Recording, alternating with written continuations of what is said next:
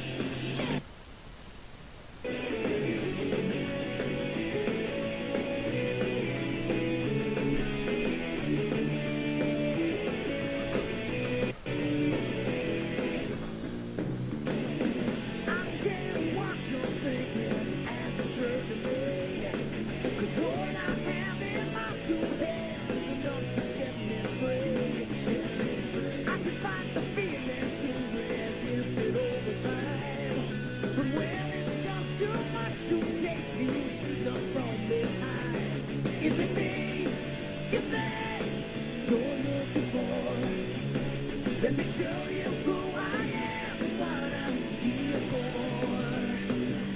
Here for. Trying to reach inside of me, trying to take my energy. Let me show you just what I'm made of. Simple curiosity, trying to take a bite of me. Let me show you just what I'm made of now.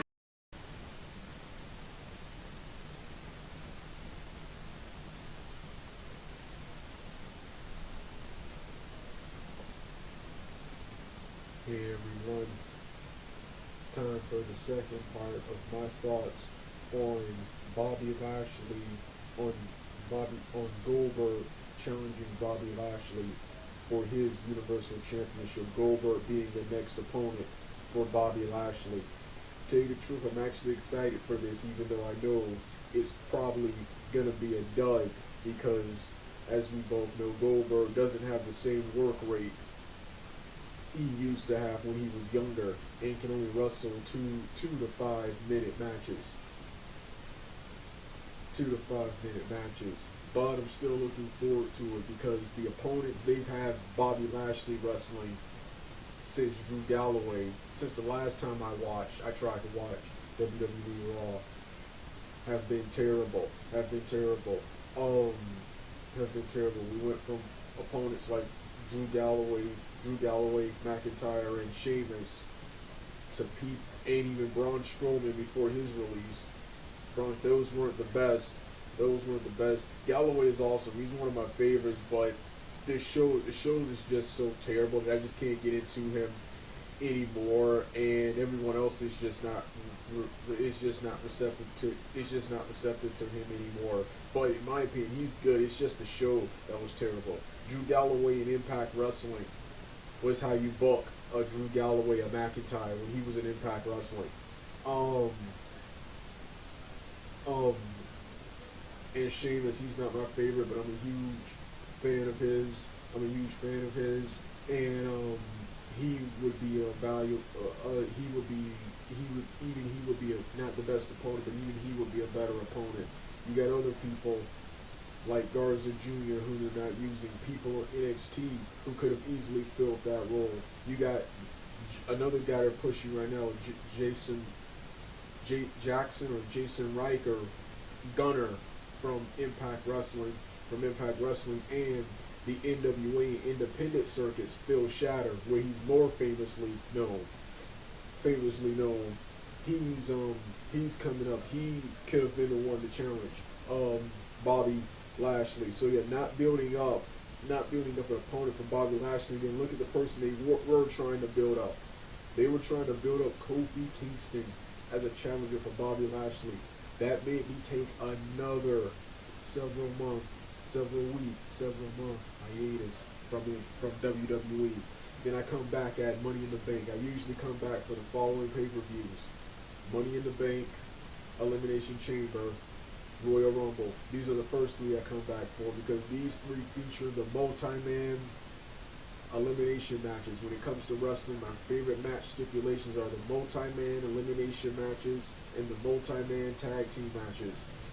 The multi-man elimination matches are Royal Rumbles, Battle Royals. Each company has a different name for it, but they're pretty much the over-the-top Battle Royal, the Fatal 4-Way, we got to pin one to win, the very rare but iconic 4-way dance, where it's 4 people, you got to pin everyone in the match, the 3-way dance, where it's the same thing, only 3 people, the triple threat, the most common one, where it's 3 people with first pinfall submission wins. Then you have the multi-man, the 6 ways, 5 ways that you've seen in Impact Wrestling, the King of the Mountain, the 6-way Money in the Bank ladder match, Impact's Full Metal Mayhem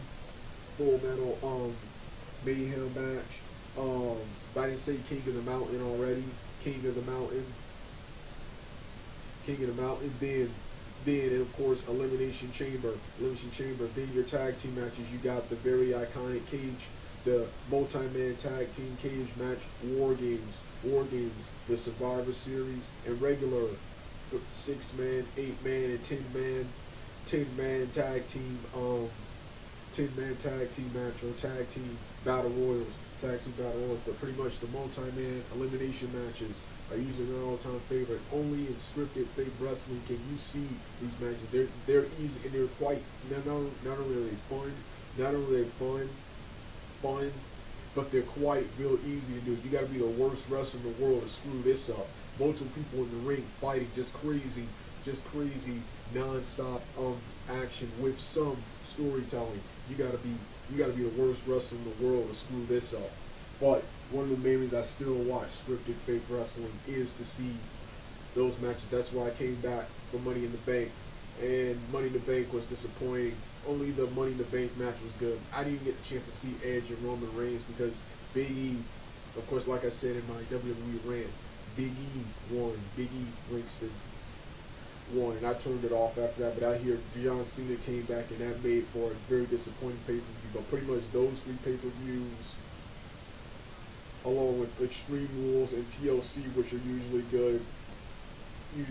SummerSlam and Survivor Series and WrestleMania, even though SummerSlam, Survivor Series, WrestleMania, especially WrestleMania and Survivor Series, have been garbage for the past couple of years. for the past couple of years. So these are pay-per-views I usually come back for. And this one right here, this Money in the Bank was disappointing. It was disappointing. I wanted either Seth or John Morrison to win the Money in the Bank. But Big E Langston, who's a joke, a goofball. Now, several years ago, I was high on Big E Langston, but I'm gonna save that for the WWE. Like I said, I already talked about that in the WWE rant. Let's get to the next night on Raw. Of course, seeing how bad Money in the Bank was and how good Slammiversary 2021 was, I've been rewatching that, and like I said in the rant, I got several reviews of that coming. One is already up on my channel if you want to see it already before I send it to you guys. But Slammiversary 2021. Now let's go back to Let's go back to the Raw. The Raw wasn't good, but there was some good stuff. Jackson Riker, whatever his name is, him and Elias had a good street fight, whatever you call it. They had some weird musical-based street fight match, whatever you call it. That was pretty good. Surprisingly, Johnny Impact,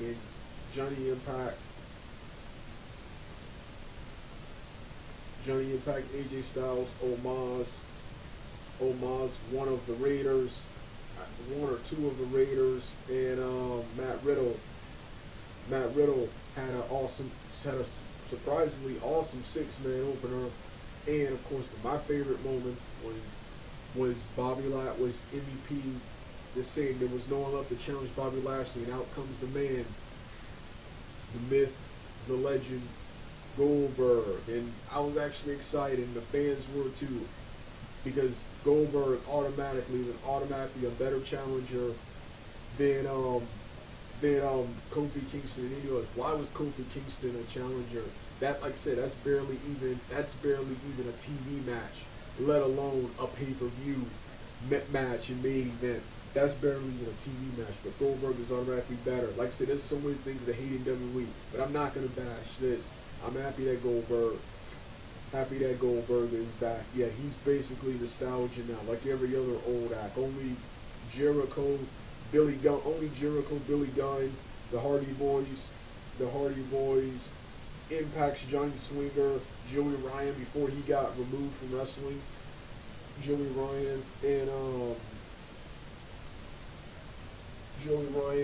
Rhino, Eric Young. These are only old wrestlers. These guys are old, who still can keep up with the young guys of today, who can still keep up with young guys of today, and who can still keep up and mix it up with the young guys today without it just looking terrible and dated.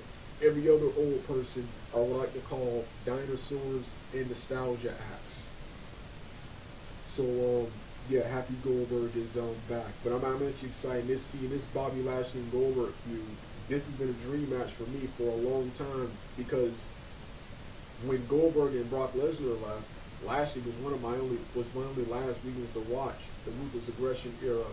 I like the Ruthless Aggression era, the early part when it was Brock Lesnar, Chris Benoit, Eddie Guerrero, Booker T, Goldberg, Booker T, and Goldberg. When it went to John Cena, Randy Orton, even worse, Batista, and back to Triple H. This era I didn't like. That 2005 through 8 era. Two of the only wrestlers keeping me watching during that 2005 through 8 era were Bobby Lashley and Kenny Dykstra.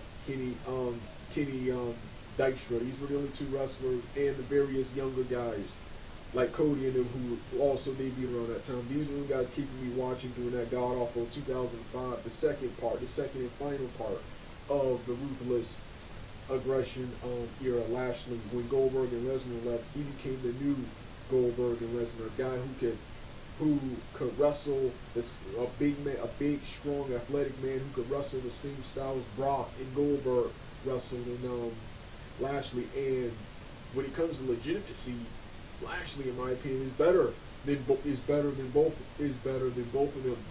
Brock and Goldberg are better pro wrestlers than Lashley. They're faster, they're more agile, and they're more polished as workers, wrestlers. It's even Golberg for being known for pretty much being known for being reckless, unsafe, and green his entire career as was more of a polished wrestler than Lashley. You know, Lashley would later get better as a professional wrestler during his time with Impact Wrestling, the indies and international based promotions. Lashley will become better, but now he's older and is more limited. Now because of WWE's stupid style. But Lashley, when it comes to, he's the best pro amateur. He's one of the best pro amateur wrestlers and fighters. He would annihilate both of them, Goldberg and Lesnar, in a real legitimate fight. So this has always been a dream match, and finally I get to see it now. So I'm actually excited. For this, and might tune in to Raw just to see this. May just read the headlines, read the results, and then go watch the links later. Well, this is all I want to talk about. Like I said in the WWE rant, I was going to save this video right here I mentioned this in my WWE rant, but I was going to save it for an individual video of its own. You don't want to hear the rest of the music, turn the video off right now.